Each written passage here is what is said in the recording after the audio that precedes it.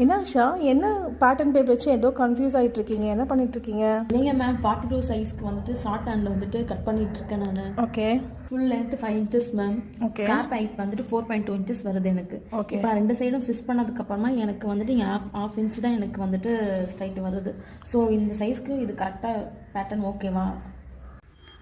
So gap height அதிகமாக இருக்குது, but நம்ம வந்து ஷார்ட் ஸ்லீவ் கொடுக்கும்போது இங்கே ஒரு 1/2 inch நம்ம ஸ்டிச் பண்ணிவிடுவோம், இங்கே வந்து கீழே வந்து 1/2 inch நம்ம வந்து மடித்து ஸ்டிச் பண்ணிவிடுவோம். அப்போ நம்மளுக்கு கேப் வந்து ரொம்ப வந்து கம்மியாக இருக்கும். இதை எப்படி ரெக்டிஃபை பண்ணுறது அப்படின்னா, கரெக்டாக எக்ஸாக்டாக இந்த ஸ்லீவ் ஓப்பன் ரவுண்டோடைய சீம் அலவன்ஸ் எங்கே முடியுதோ அந்த இடத்துல நம்ம ஒரு 1 inch வந்து கீழே வந்து டவுன் பண்ணி மார்க் பண்ணிக்கணும். ஸோ இந்த மாதிரி 1 inch டவுன் பண்ணி மார்க் பண்ணிவிட்டு இதை வந்து நம்ம லைட்டாக எப்படி எக்ஸ்டெண்ட் பண்ணிக்கலாம். எக்ஸ்டெண்ட் பண்ணிவிட்டு இப்போது இங்கே ஃபோல்டிங் சைடில் மார்க் பண்ணியிருக்க இந்த பாயிண்ட்டில் எந்த சேஞ்சஸுமே பண்ணாமல் இந்த பாயிண்ட்டு நம்ம அப்படியே ஸ்ட்ரெயிட்டாக கனெக்ட் பண்ணிக்கணும். ஸோ 1 inch டவுன் பண்ணி கனெக்ட் பண்ண இந்த பேட்டர்னை கட் பண்ணிட்டோம் அப்படின்னா நமக்கு இப்போது இந்த ஒரு ஸ்லீவ் பேட்டர்ன் ரெடி ஆகிடும். செஸ்ட் சைஸ் அதிகமாக இருக்கவங்க ஷார்ட் ஸ்லீவ் பண்ணும்போது கேப் ஹைட் அதிகமாக இருக்கும். அப்போது இந்த மாதிரி சேஞ்சஸ் பண்ணிங்க அப்படின்னா உங்களுக்கு இது பர்ஃபெக்டாக இருக்கும்.